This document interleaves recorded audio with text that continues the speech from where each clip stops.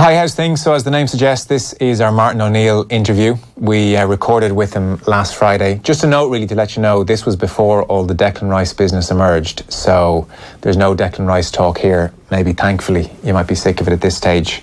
So we met O'Neill. He's been doing various interviews over the last couple of weeks with journalists, sitting down and doing one-on-ones and outlining how he sees things. So it was great to get time with him. He gave us way more time than we'd initially been promised, which was great. And he gave, I think, a pretty good, passionate defence of the job he's done. We get on to the football eventually, but it's rare enough to get these kind of chances to sit down with O'Neill. So we certainly went out there to his office in Abbottstown wanting to get a feel for where he is in his life, where he is generally and as a person. And so I started by pointing out to him that it is All-Ireland football final week, or certainly we were upon it, and it being 2018, it's the 60th anniversary of the 1958 final between Dublin and Derry. And a 6-year-old Martin O'Neill was at that final, you may know, watching his elder brother play for Derry. Yeah, I was.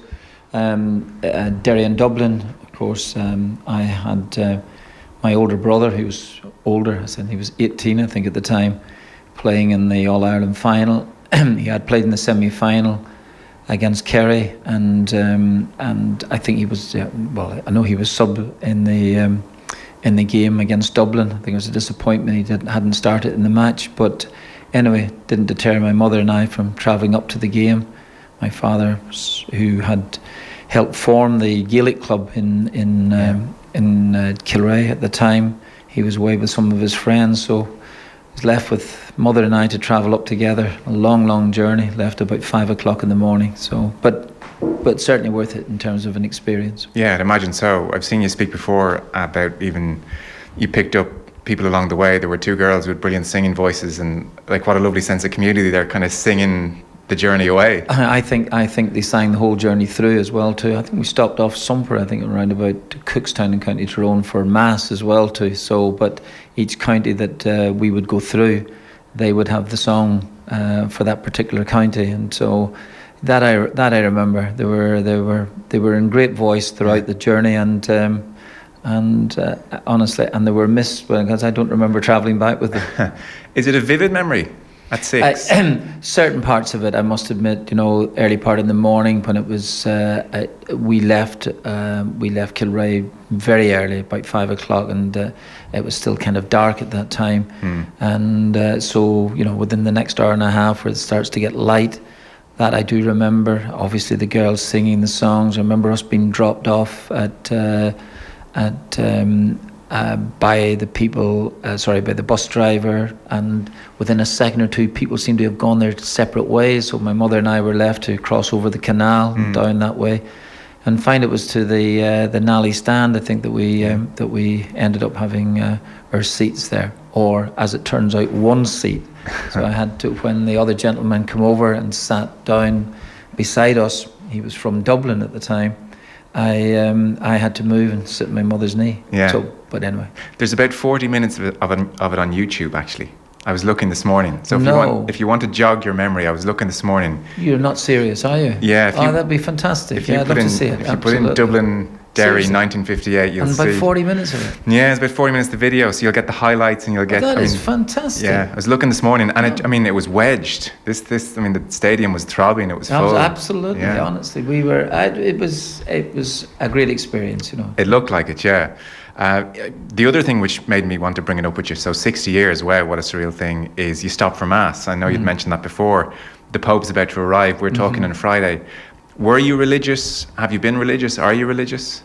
Oh, well, I think that, I grew up in the Catholic family. My mother and father, mother in particular, obviously, as a typical Irish Catholic mother, had us going to Mass very early on. At Christmas time, I remember having to celebrate 3 masses in the one morning. So, and we'd be saying the rosary every night as well too. So, right. And sometimes when later on in my career, when I'd be praying for all sorts of things from God, particularly for results in matches then. And when they didn't all come my direction, then I started to wonder whether there was a God or not. But I am joking, So we grew up as a Catholic family, and and headed off to mass every Sunday, and I seem to find myself in confession every other week as well too. But there we go. So you have kept it, like that's remained a part of your life. It's remained a part of my life, yes, of course, and I have a couple of daughters as well too, who have their own take in life, like everything else. But listen, we'll go there another time. Okay, fair enough. To think back to 60 years ago, is it a kind of strange, surreal thing suddenly to find yourself at that age where the years have gone by so quickly, or does it? Yeah, and it will happen to you, young man. I'm telling you, it will. I'm already slightly queasy that I can remember things 20 years ago. Is that right? Yeah, So, it's starting to happen to me. It feels. You certainly don't look old enough, and if the camera could swing round a wee bit and see you, you're fine at this moment. It does fly in, I must admit, and I do remember distinctly that when I came to Nottingham Forest as a 19-year-old. I remember walking down the River Trent, and I was with the youth team manager, lovely gentleman called Bert Johnson, and he said, and it was within 4 weeks of me being there at the club, late 1971, and he said, "This will pass you in a flash." And he said, he was talking about the career, Sure. a 10 or 12, 14-year career if you can, and it did. I must admit, it did. I just remember him saying that at the time, and I thought, no, not at all. I don't know what you're talking about. Yeah. He said, "Trust me, it will pass in a flash." It's the great cliche. Every young person's heard that line, and Absolutely, and suddenly it happens. Absolutely. Has anything surprised you about? And by the way, this is not me rudely trying to hint that you're this old person or anything. But has anything about the aging process, or like they say, sometimes the years get faster the older you get. Has anything surprised you or struck you about life in the last 20, 30 years, getting to this age? No, I think I hear those words of Bob Dylan's song. I was so much older then. I'm younger than that now, and that's how I feel. Not at all. I'm even though I can't believe that the years have passed in. I don't feel like that. I think your health is obviously very, very important, of course. And having experienced that in my own family with my wife and things like this here, then health becomes the most important aspect of your life, seriously. Yeah. And while you don't feel that when you're probably your age, it's certainly very, very important, and more important than anything, I think. Yeah, I saw you jog to the toilet there a few minutes ago, so I can vouch you're still moving. I'm still in reasonable shape. I saw I had a recent reunion with some of my old Nottingham Forest colleagues, players who were brilliant footballers then, that you would hardly recognise now. Rather corpulent. A couple of them pretty rotund. And you felt okay. Huh? You felt okay. And you know what? I didn't feel so bad. Yeah. I didn't feel so bad. One or two actually in still good shape as well too, but mostly not fantastic. And are you disciplined? Do you watch what you eat? Do you exercise? No. No. Okay. I wouldn't have done an exercise in 30 years. I don't. Do you not miss the endorphins? I don't. Yeah, I did. When I was a player, we managed successfully to win the European Cup without actually doing a lot of weight training. Yeah. I was lower body, my I was very, very strong then. Upper arms, I always felt as if I had enough without being overly bulked up. But when you see the players now, some of the players in professional football, and then you see the rugby players, then you feel as if gosh, you must have been really, really weak at that time. But that's not how I felt. Yeah. And no, and I'm not boasting about not having done exercises for some time. I do. I didn't do weights or anything like that. That's probably what I meant to say. And but you wouldn't go for a run now or ache to do any of that stuff. I did my cruciate ligament, which was the career-ending injury, and because of that, I'm unable. I never got it fixed properly, and because of that, then I have a few aches and pains down in my knee. Obviously, a bit of a concern, but I'm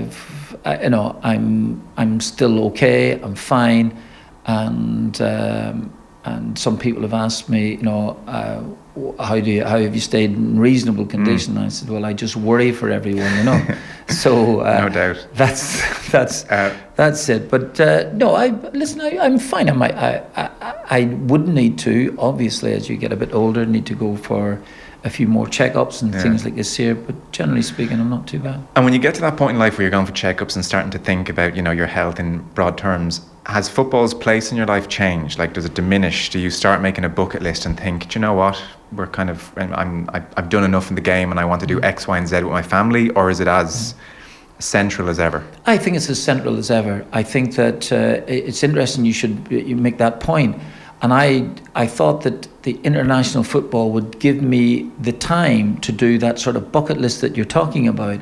And because, while you're watching a lot of football matches, you are watching particular players. You're not looking at the end result of a particular game, other than you don't want the players that you'll be picking the following weeks to be smashed in the game when confidence is low. But I thought it would give you the time to do it, and it hasn't materialised. Why not? Where are these gaps? Because I think that while international football does give you the time to ruminate, and it gives you either good or bad. If you get a really good result, let's say at the end of November, Christmas is terrific. If it's not, as in the case of Denmark, then Christmas is poor, I must admit. But that's not the point. It's just you mentioned, is football central, and maybe it's because it's still central to my life, then that I haven't made the time for myself to do the things that I wanted to do. Okay, because I know you're a huge music fan, and you've quoted Dylan. I thought you'd be at every concert going and trying to take in all the. Well, funny enough, you say that. I can still do that. Yeah, of course, I am. But you mentioned Bob Dylan. I saw him at Thomond Park some years ago. I must admit, and I wish I hadn't gone. Was he not in great form? He wasn't great. It can be hit or miss with Bob. Pardon? It can be hit or miss sometimes. Oh, I'm afraid so. Yeah. It took me a long time to realise that the song he was singing for the previous 6 minutes was Lay Lady Lay, and I thought, well, it's not great for you, Bob. Right. But however, never considered him a great singer anyway. In terms of a songwriter, absolutely fantastic. And the songs that people have taken, for instance, the Byrds have taken Mr. Tambourine Man, and all the songs that even if you're talking about great Jimi Hendrix, taking songs from Bob Dylan, and Bob Dylan actually liking the versions that other people have done of his songs. Listen, he's still up there anyway with people, regardless of whether he doesn't have a note in his head now or not. Who are your 2, 3, 4 always go-to bands or artists? Oh well, that's a good point. No, I'm showing my age now. Of course, before I did the 11 plus, I think that you'd be. I was listening to songs from Buddy Holly. Then obviously. There was a craze just before the Beatles, you had Cliff Richard, you had Marty Wilde, Billy Fury, people like this. Then along came the Beatles and the Stones. Then my favourite band around that time was probably the Kinks. Then you went to, I heard the Byrds doing Mr. Tambourine Man in 65, which was just fantastic, blew me away, it was great. Then the Who, of course, then Small Faces, maybe my favourite band of all. Then I go to school, I'm obviously at school, I'm at college. Then my family move up to Belfast, I'm in day school, and then one day I was listening to some of the boys playing Jethro Tull, thought, yeah, I really like that. And then I would say that early Fleetwood Mac, with Peter Green, absolutely fantastic, and I would say Free, Paul Rodgers, Paul Kossoff. Do you want me to go any further? No, it's clear you're in, this is a big part of your life. You're into this. Leonard Skinner. Yeah. Just as good a band as there was. So yeah, absolutely. What's on this bucket list when you do sit down and have good intentions that you haven't? Like, why is there 1 or 2 things that you actually think, I really should do that? I think it was traveling. I think I wanted to travel. I wanted to do. I'd really probably wanted to go around North America,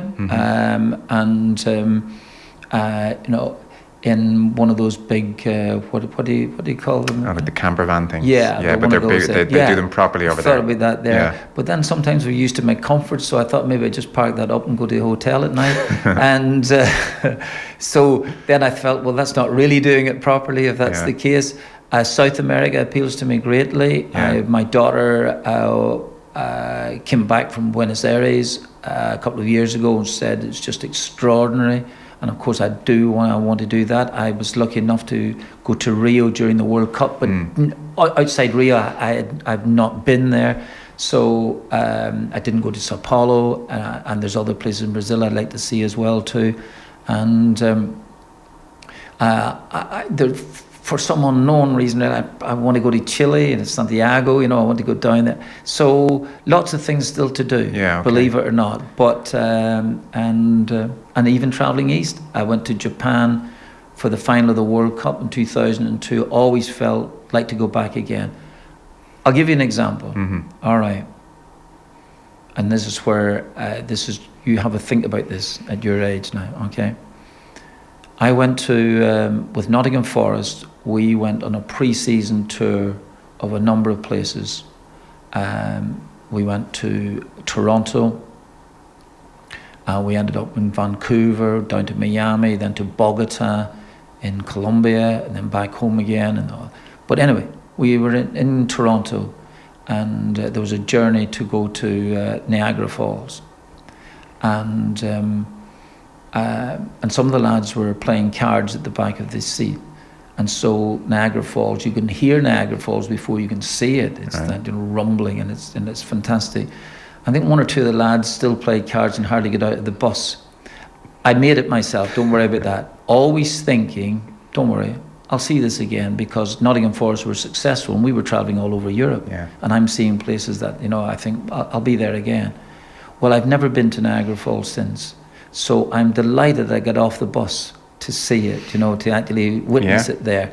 So thinking to myself, you know what, in 2 years' time I'll be there again. It's a good job you didn't have a full house. Who knows? Would you? Absolutely. I think it was because, yes, it's absolute. I think the game we were playing was 3-card brag, and it packed in with a pair of twos or something, whatever it may be. But anyway, so there we are. This is territory. Please don't go anywhere you're not comfortable going. But you mentioned your wife being ill, and I was just reading you opened, or you were. I shouldn't have mentioned that. So territory you don't want to go near. That's totally fine. That's all right. Okay, it's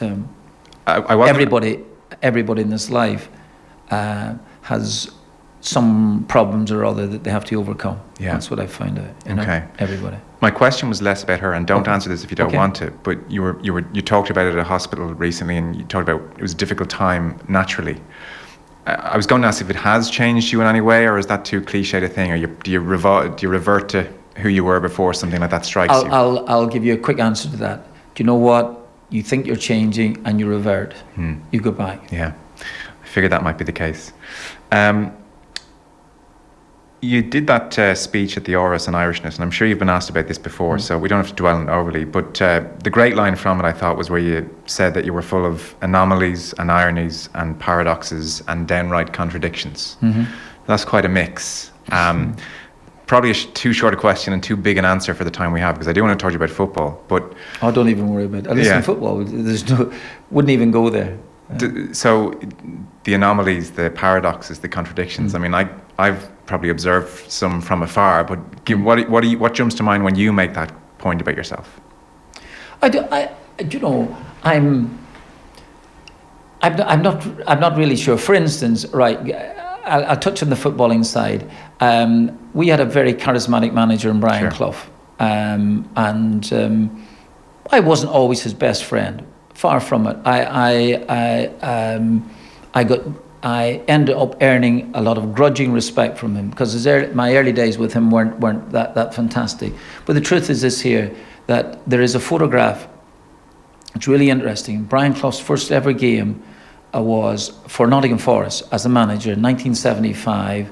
Was a replayed cup game at White Hart Lane. We were only in what is called the old second division at the time, and there's a photograph after we beat Tottenham Hotspur at Tottenham, and would you believe this? I saw the photograph recently, and I hadn't seen it for a long, long time. And it's him celebrating in the dressing room, looking all round. And he brought me into the squad. I'd been left out by the previous manager, you know, arguing that I should have been in the team. But he brought me down, played me in the opening game. And you know what?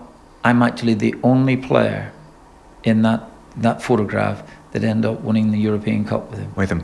Yeah. Well, we brought some young people down. Young Tony Woodcock was like a gopher for a couple of days. John Robertson, who was a world-class player, was injured at the time. But in that particular photograph of the team, so for all the criticism I heave upon myself and that there, you know, it's nice to know that I stayed with it. And there was a player called Barry Butlin at the time that had experience with Brian Clough at that time, and he almost vicariously had ended up was living a life at Nottingham Forest when Brian Clough arrived. Yeah. And I remember Barry Butlin, who didn't stay that long at the club afterwards because Brian didn't really think he was a fantastic player. I remember him saying that I asked him, what did you think he was like? And he said, phenomenal manager. He said, if you stay the course, it'll be worth it. So I kind of felt, you know, with the second European Cup, I'd stayed the course, you know. So from that viewpoint, the point you wanted to talk about, the contradictions, I always felt that Clough could say something to you on a Monday, totally contradict himself on a Friday afternoon, and I'd believe both of them. You know, so I kind of believe my own contradictions, if that's the case. In an interview just before Euro 2016, you said to Paul Kimmage that football was a great life in many ways, but stopped you using your brain. Were you talking about reading? Were you talking about thinking? Yeah. Were you talking about something else? I was probably thinking about. I'd like to see that line again if that's the case. But yeah, I felt that. I stopped reading. I stopped doing those things that I was studying law at Queen's University. I'd been there for a short period of time. This opportunity now came to become a professional footballer at Nottingham Forest. I didn't know whether it was going to last a week, a fortnight, or a year. And I went back to the head of law, the law department, and asked him, listen, if things didn't work out, could I come back? And he said, absolutely, you can come back. And so fast forward a couple of years. Tough times, you know. I'm hoping that I'm George Best at this stage, you know, and it's not happening at club level. I'm doing okay, but okay is not great. And I thought to myself, well, do you know what I'll do? Instead of going back to Queen's, I'll go and have a look at. I'll have a look now to see what I can do at Nottingham University, and I actually got set up where they could give me courses outside my time as a footballer. They really went to great lengths to help me out, and I thought that I'll start using my brain again and start going and do this. And then Brian Clough arrived, and her whole life changed. And I thought, well, listen, not for 1 minute did I think that Brian Clough arriving in January 1975 meant European Cup finals in 1979 and 1980. But I thought we're going to be in a bit of a journey here now. And so I didn't do that. And as a consequence, you stop reading, and then when you are, I loved spelling. I was really, really good. And then when I found myself going to the dictionary to look at spellings of words that I would have known when I was 11 or 12 or 13, that was disconcerting at the time, just for a while. But I mean, I'm not making it out as if it was a major problem. But and I think that was the point. And I think you stop doing those. Whereas if I had been bright enough, I realised I could have done both anyway. Of course. Have you rediscovered it? Are you a voracious reader again? Yeah, I'm back reading again. Right. Yes, yeah. What do you like? I'm. You're not still stuck in true crime, are you? To a certain extent, I have a bit of that there. I've tried to move on, but but I would be fact rather than fiction. Okay. Believe it or not, you know. Although having said this, Thomas Hardy may still be my favourite author. You know? Okay. Because I know you grip all these, you know, serial podcasts and West Cork. Are you into podcasts and all the true crime genre? No. That's, you're talking about having to really exist in this world. As my daughters tell me, get into the real world, Dad. These are the things that I need to improve on. Greatly, really improve on. So you need to catch up on the trends. Absolutely right. I worked in the assumption, which is not a great assumption, that if I wait from a Monday to a Friday, what was new on Monday will be old on Friday, and I think there'll be a certain Friday I'll catch up with it all. It just hasn't worked out that way. Well, they say flares are coming back into fashion, so I mean. Do you know what? That would be amazing. that would be the complete turnaround for me. You're coming up on your 50th 5-0 game with Ireland. 5 years. 50 with that? You mean competitive and yeah, all in 50. And all in, Yeah, you're coming up on 5-0, 5 years. Not to ask for something as kind of hackneyed or cliched as a report card or whatever, but maybe just sum up how you feel you've done. You know more about what you've done than anyone. Are you happy with how you've performed and delivered and how it's gone? Well, do you know what? I think that for instance, I come in with what I wanted to do overall was qualify for competitions. That's my main that's my main job, to try and do that. And I know you're dealing with a type of player that you want. Unfortunately, I came in at the time when Robbie Keane, our natural great goal scorer, was probably in the winter of his career rather than the autumn of it, and so you're trying to look around for a goal scorer. The qualification for the Euros was terrific. The trials and tribulations of getting there in the place, the winning out in Georgia in the opening game. Just I'm trying to run through the games, but very briefly, the draw in Germany and Gelsenkirchen, great. The disappointment of losing to Scotland, the setback that caused, considering it happened in November, and then you've got the Christmas time to think about it. The fight back then, the draw against Scotland in Dublin, where you felt as if, well, it's going to be difficult, but I never felt that. I knew that Scotland still had to go to Georgia. The Germany game, which was really fantastic to beat the world champions. The following matches against Bosnia. The experience in France, to me, was everything that I thought it might be with the Irish fans, and possibly even more.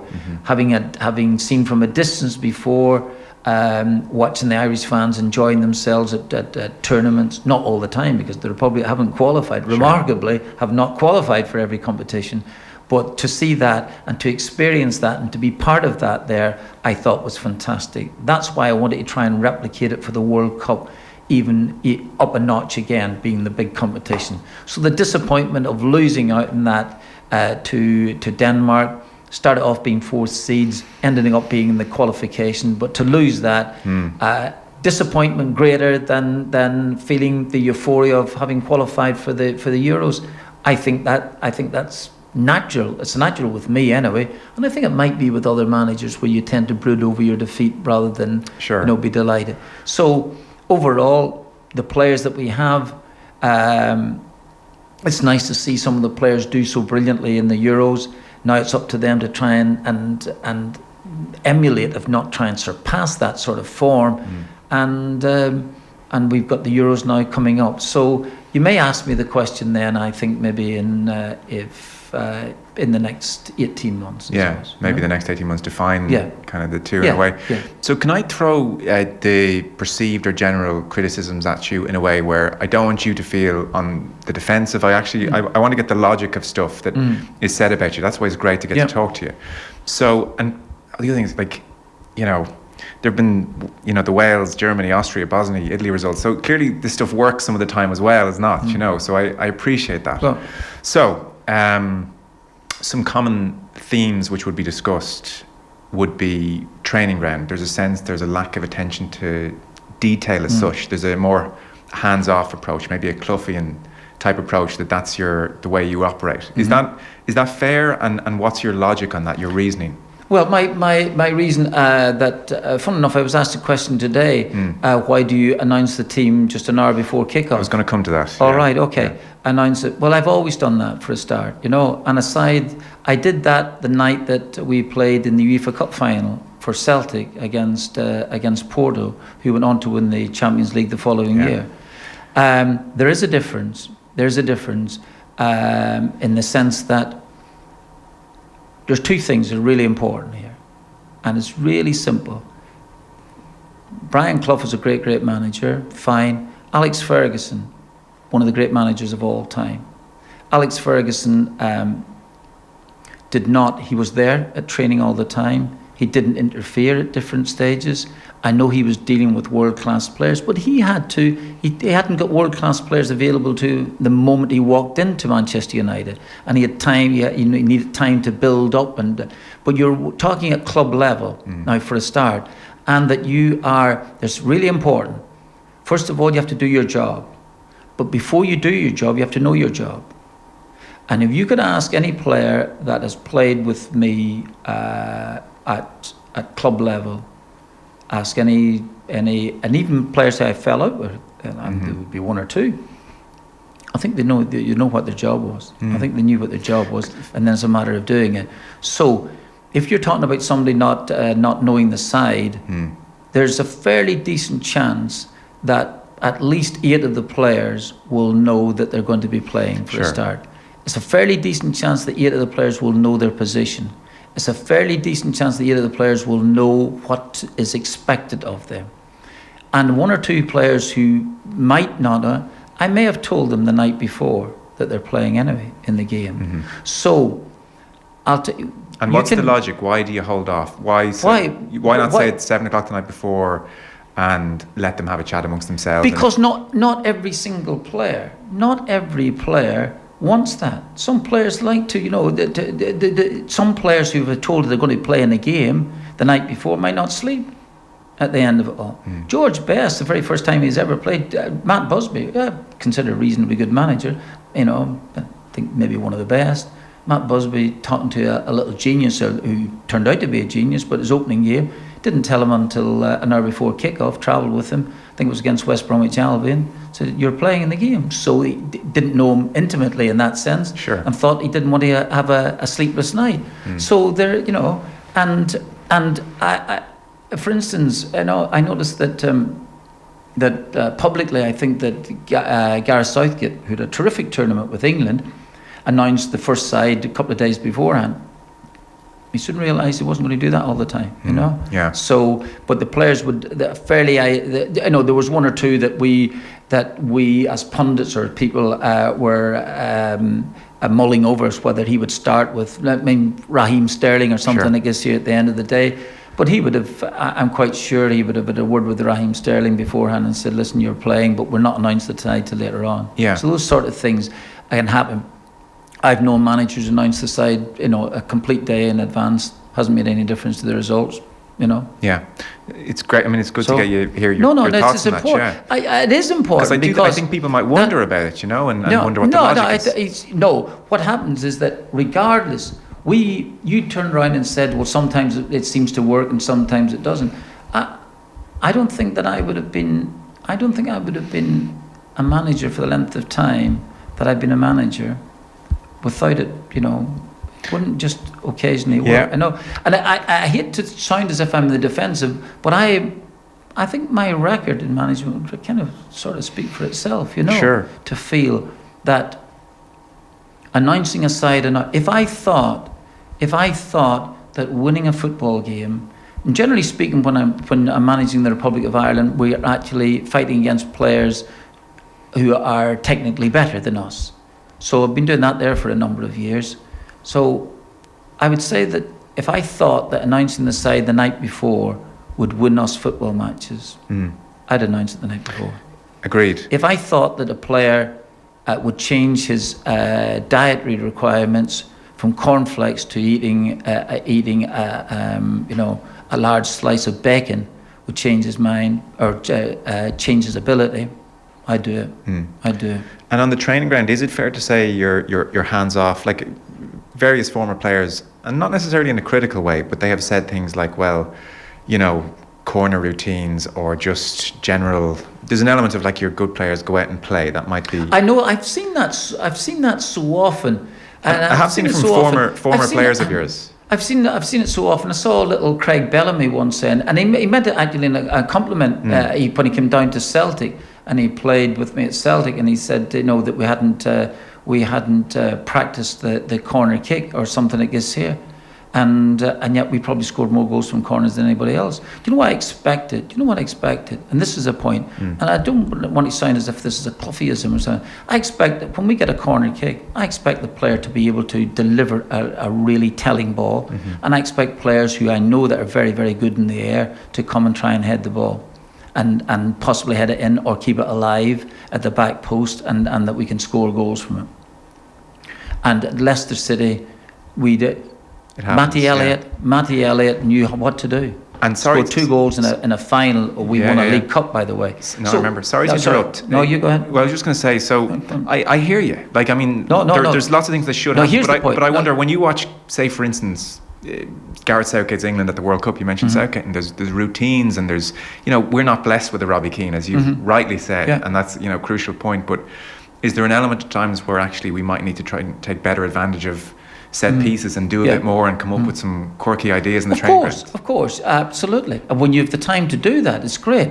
I'd like to know, I don't know what the record would be here at this minute, but remember, when you have qualified for a competition, you have then now, in the lead up to it, you have a number of weeks. At the end of the season, the players finish. That's why we did so well in the Euros. I had 3 weeks in which to work with the players.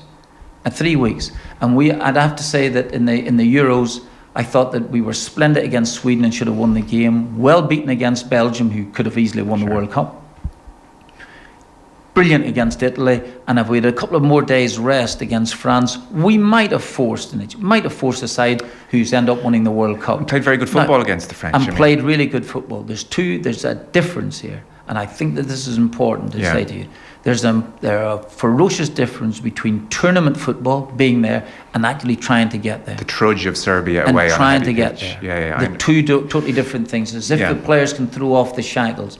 Now, getting back to the point about there's only a certain length of time, I'm surprised that intelligent people, like yourself and really people who would even think about the game, would actually maybe stand back and analyse how much time someone has. For instance, we've got the Wilds game coming up on Thursday. We've got players playing on Sunday. Their normal routine would be not to train on a Monday at club level. So if we continue that routine, so we've got players, Burnley are actually playing on the Sunday. So we have a number of players, Burnley, and we'll play. So they'll come to us on Monday, but they wouldn't train on Monday. Tuesday, we've got Tuesday before we fly on Tuesday to Wales for a game on the Thursday night. Well, it stands to sense that you wouldn't have time to do all the particular things, but you will have when you get a couple of weeks to work with them. Again, getting back to the point, it'd be interesting to see the number of goals that England scored with set pieces in qualification. As in contrast to 9 out of 12 that they scored in the competition. I will come back to you on that point at the end of qualifying and say we'll see what the stats are, and it will be interesting to see. I guess one last kind of broad point, because you've been really good with your time here, is look, if we want to do medals on the table here, I think you're going to beat me quite handsomely. So, but just my observations. At times, I struggle to see the pattern of play, or sometimes what we're trying to do. And I appreciate Serbia away is a different prospect to other teams, and sometimes games take on a life of their own. But are we at a point where if Seamus Coleman has the ball, that we all know what we're about, or we know what we're trying to do? Because sometimes I just don't see the pattern. You'll see a long ball and you won't see runners off the front man, and you wonder, is everyone on the same page here, or do you want Coleman to go short first of all? Is that his first option? What do you mean short? Well, I'd ball into midfield, or try and keep possession almost, as opposed to clip one and try and get runners around. So sometimes I don't see a definite pattern or get a sense that everybody is playing to that pattern. And I guess tied in with that, and I'll shut up now, but tied in with that, there's certain games like, say, Cardiff away, where there's a real sense that the team is pressing the opposition on the ball. There's a real energy about them to go after them, and almost Klopp-esque or Bielsa-esque, that's their DNA. And they always play like that. And sometimes we do the Cardiff performance, and then other times are we trying to press them today, or are we not? And there's a disparity there at times. So that would strike me at times watching the team. What's the pattern? If you were to say to people, when we go into the Aviva tomorrow, say, what are we going to see? I feel that there's been a disparity there. Is that a fair criticism? Why does that happen? Well, first of all, I think that if you first of all, you have to try and play to the team's strengths. You have to find out what their strengths are for a start. And I have as the assistant manager Roy Keane there, who you would consider one of the finest players to don an Irish shirt, never mind, and basically ran Manchester United for about a decade. Yeah. Playing with top quality players, he said that when he maybe go forward, in the last couple of years he didn't do, he'd always maybe Scholes to sit back, or when Scholes would go forward, so players knew what they were doing. When he stepped into the international arena, he had some decent players alongside, but because of they were trying to develop a pattern during the course of matches. Now that doesn't mean that you shouldn't have a set plan, and our plan has always been to, number one, you've got to try and be comfortable with the ball. That's important, particularly when you're under pressure. Now, with respect, you and I could go out, we could play against Wales tomorrow if we felt that the Welsh would not close you down or not take the ball off you and press you. That's the sign of a good player, to be able to deal with the ball under pressure. And the higher up you're playing, the chances are the better the player you are for a start. But secondly than that, that's number one, particularly in middle of the field, be able to deal with the ball. Even if somebody gives you a poor ball, you're still able to deal with it. As my old manager would say, then you can talk to him later on about it.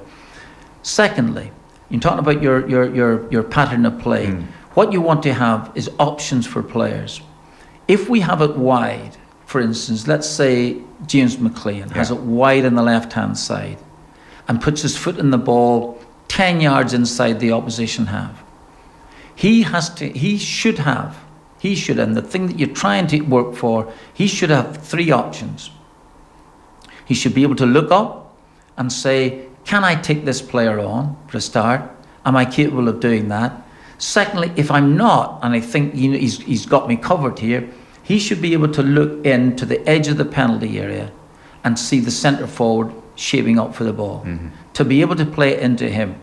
I've said to him, the safest place in the world for a centre forward is to control the ball with a player at his back inside the penalty area, because he's not going to be tackled.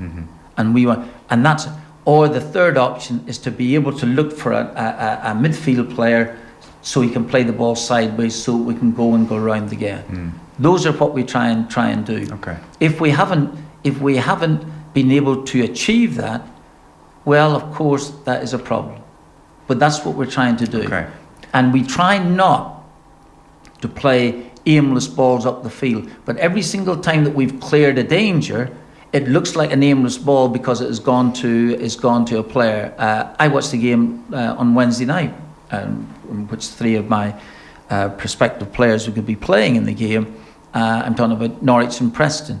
And, it wasn't good. Yeah. It happens in games. It wasn't good. Yeah. The game wasn't good. If you talked about aimless balls being played and the crowd they become disenchanted and they become just frustrated, I think, as much as anything else. So, but we have tried, when you said about playing in the Euros, when some players came alive and did really well and enhanced their reputations, and hence getting good money moves on the strength of it, namely young Brady and Hendrick. Yeah. In an ideal world, it'd be nice to be able to play like that all the time. We have been unable to do that, yet we have gone very, very close to qualifying. Very close, and we were 4 seeds. Yeah. So it feels as if I'm defending myself, but at the end of the day, it's important to know that know your job for a start, then do the job. I think the players know their job. Okay, so you're saying the players do know their job, that of course they do. The players know what's expected of them to do their jobs. I shouldn't even be having these particular conversations, but if you tell me that this is the general impression, I would quite sure that every single player playing for Joe Smith now at this minute would know his job. Inside out, yeah. Inside out. Now, and I would say, and again, if you were to ask the average sports fan, perception-wise, there'd be a real sense that Joe Schmidt is detail, almost to a fault. Like the players are on their laptops all night trying to catch up with stuff. Ireland have also, let me tell you, Irish rugby players, you would have to say at this minute, outside New Zealand, Ireland maybe even be the second best side in the world. They are, certainly, and best coached arguably as well, whereas the sense mightn't be there with the football. Here's a silly example, but one that strikes me, or people have made it, and appreciate clocks against us. You must watch, and Roy must watch as well. Ball might go into an Irish midfielder, the first touch is back towards the fullback who might have just given it to him, and everyone's under pressure suddenly, and it's back to the fullback and have to go long. I've just explained to you. This is what you want. This is the sign of a top-class midfield player. Is to get turned. To be able to get turned. And so do you feel maybe we don't have the tools to do that realistically? Get turned. And then you have to ask, well, if players are not getting turned, you want to find out what division they're playing in at the end of it all. You have to find out. Which is seriously. It's a serious point. Why you have to find out what division they're playing in.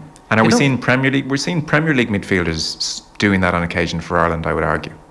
The point about it is get, first of all, when it's played into you, then the one thing I was taught as a midfield player, and I was an attacking midfield player, although I played wide right hand side for a lot of my time under Brian Clough. But eventually, it's one, to receive the ball. If you know that it's coming to you, you have to have a picture in your mind about what's happening. And if the only option for you is to play it back, just to retain possession, that's fine. Sure. But if you've taken an age to control it, and all those options are closed to you, then it becomes more difficult. And it happens to the best of the players. But the very, very best players extricate themselves from that little trouble and generally play the correct ball into players. That's why we are lucky enough at this minute to watch Premier League football, where you've got some of the best players playing in world football at your disposal and watching, and you're expecting them, when it's played up to be able to control the ball. This is very, very important, because you'll not be able to move too far if you can't control the ball. So the idea about again, it's getting back to the point. I don't think that you have to stop every single minute of a 25-minute game to go and prove that you're into every last detail.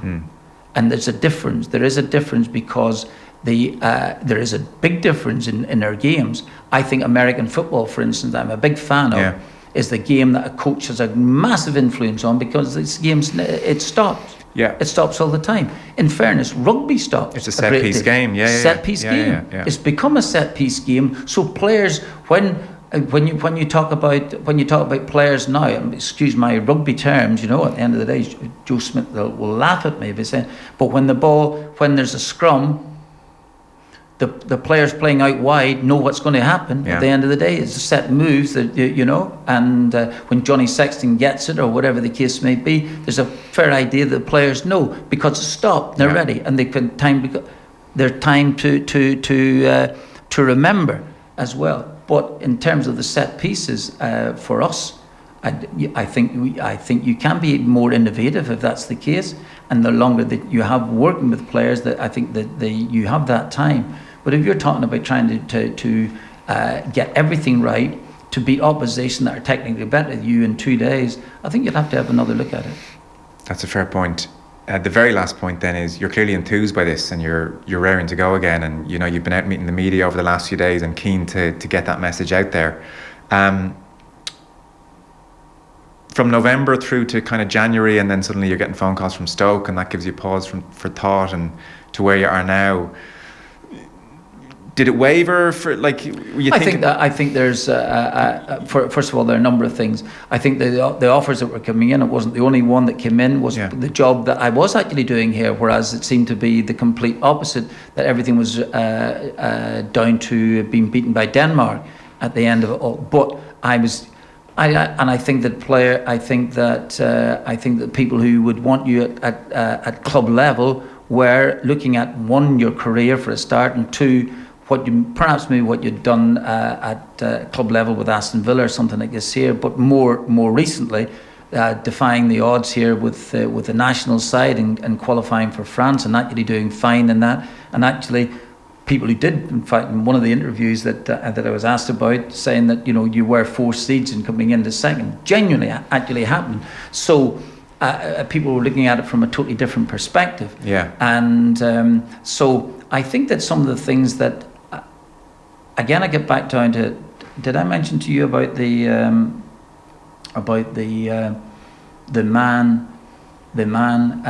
youth team coach who walked down with me and said it's gone in a flash? Do you remember I said that? The same gentleman, Bert Johnson, also said to me, I remember him saying, he said, if you get a reputation for being an early riser, you can lie all day in them. And that's never a truer word. So you pick up a reputation at the end of the day or something that gets here, somebody throws something at you and it kind of it sticks because the people want it to stick and they want to throw it at you. I'm not re-enthusing myself because enthusiasm is something I have in abundance. It's what keeps me going. It's important. You said football's still central to my life. Absolutely. All of those things are very, very important to me. And at the end of it all, if I want to go, I could in terms of coaching, personally speaking, I think there was a distinction between managing and coaching. A way back for some time, people said, he's a manager, but he couldn't coach, or somebody's a really good coach, but he couldn't step up to be a manager. I think there's some element of that. Some people do like coaching and can't manage. But Brian Clough was considered a manager and never a coach. Brian Clough coached points during the course of matches to us that stood the test of time. How about players closing players down? Things I'd never heard of, and I'd been involved in professional football as a player for maybe 3 years before he arrived. Brian Clough didn't spend every single day out in the coaching thing. We didn't practice a corner kick. We won 2 European Cups. And I think I was nearly going to say if he's up there, Brian might actually be down below. But at the end of it all, I think he'll think, did reasonably well. He's one of the great managers of all time. He was also a brilliant coach. Yeah. A brilliant coach. And he did not spend every single day on the training ground coaching it. But he coached important points during the course of the games, the times that you would remember. And he reinforced them all the time. And he did say, if you don't pick up this point after 3 or 4 times, he said, well, either you're thick or I'll get rid of you. You just can't do it. Yeah. And literally last one then. What swung it for you? It's been the last one for the last 7 I'm sorry, questions. I know, it's dreadful. I've enjoyed it, funnily enough. I enjoyed enjoyed my time as the manager here. You asked me how do I feel about it. Let's see if we can qualify for the next competition. It would be terrific.